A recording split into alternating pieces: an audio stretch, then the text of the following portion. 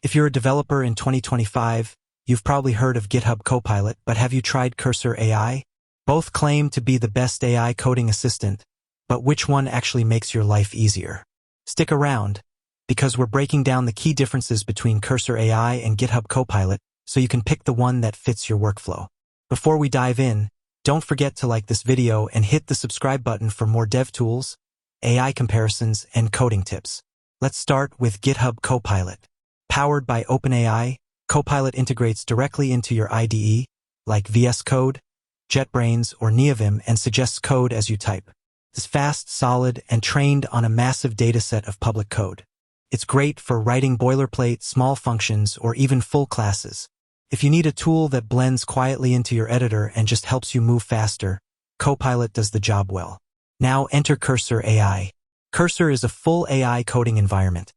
A custom versus code fork with built-in AI chat, codebase-aware reasoning, and smart editing tools. It doesn't just suggest lines as you type. It lets you highlight code, ask it to refactor, debug, explain, or even edit multiple files based on a single instruction. Think of Copilot as a smart autocomplete, while Cursor is like having ChatGPT built right into your editor with full file awareness. Here's the catch. Copilot is better for speed, you just code and let it fill the gaps. Cursor is better for understanding and control.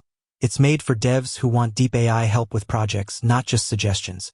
If you're building large apps, working in teams, or constantly debugging, Cursor might save you hours. If you just want quick code boosts while typing, Copilot's simplicity can't be beat. So which one's the best? That depends on your style. Lightweight assist? Copilot. Hyperprogrammer? Cursor. If this helped you choose your coding AI, give this video a like and subscribe. We cover more dev tools and productivity hacks every week.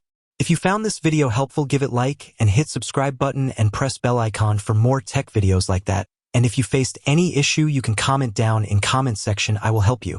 Thanks for watching and see you in the next one.